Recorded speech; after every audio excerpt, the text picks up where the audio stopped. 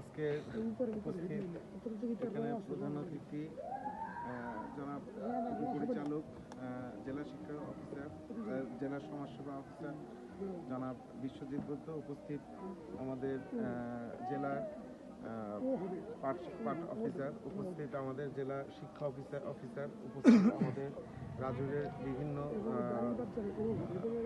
বিভাগের অফিসারবৃন্দ এবং আমার সামনে উপবিষ্ট আমাদের হচ্ছে যে অনুষ্ঠানের মধ্যমণি আমাদের সন্তানতুল্য ছাত্রছাত্রীবৃন্দ, উপস্থিত অভিভাবক, উপস্থিত শিক্ষক এবং সাংবাদিকবৃন্দ, সবাইকে আসসালামু আলাইকুম।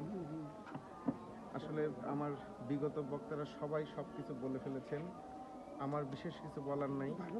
আমি সত্যিকারের কথা যে এখানে যারা হচ্ছে যে এই সন্তানদেরকে নিয়ে এসেছেন তাদের প্রতি আমার দুটা জিনিস, যে দেখুন এই সন্তানগুলো কিন্তু হচ্ছে যারা জন্ম দিয়েছেন বা যারা এই সন্তানগুলো লালন পালন করছেন, এইটাই একটা জায়গা, এইটাই একটা পরিবেশ যেখানে হচ্ছে এদেরকে সুন্দরভাবে বড় করতে পারবেন, সুন্দরভাবে শিক্ষিত করতে পারবেন।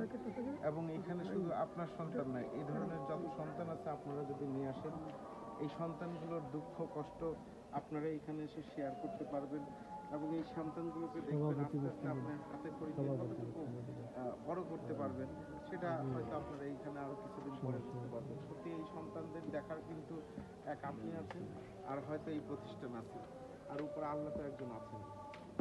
এই সন্তানদের দেখার মতো কয়জন আছেন ব্যক্তি সমাজে এই কাজ করে যাচ্ছে। আমি এই প্রতিষ্ঠাতাকে ধন্যবাদ জানাই। উনি হচ্ছে যথেষ্ট পরিশ্রম করেছেন, কতটুকু শ্রম দিয়েছেন আমি বিগত এত বছর আছি, আসলে আমি ভিতরে আসতে পারিনি। আমার এখানে হচ্ছে প্রধান শিক্ষক প্রায়ই যান, আমার কাছে গিয়েছেন, অনেকবার গিয়েছেন, তো আমি বুঝতে পারিনি যে এটা এতটা প্রত্যন্ত অঞ্চলে হবে। রাস্তাঘাটের যে কন্ডিশন আছে, আসলে এই রাস্তাঘাটগুলো উন্নয়ন খুব জরুরি। আমি আজকে উপস্থিত যদি থাকতেন আমাদের ইউনো মহোদয়, আমি তাকে তো অবশ্যই বলতাম এবং আমি জোর দাবি করে বলবো যে এখানকার রাস্তাঘাট যতটুকু সম্ভব, যত দ্রুত সম্ভব পরিকল্পনা মাফিক যেন এটা উন্নতি করা হয়। কারণ এই রাস্তাটা উন্নতি করা হলে আমাদের এইগুলো হুইল চেয়ার অ্যাক্সেসেবল এরিয়া বলা হয়।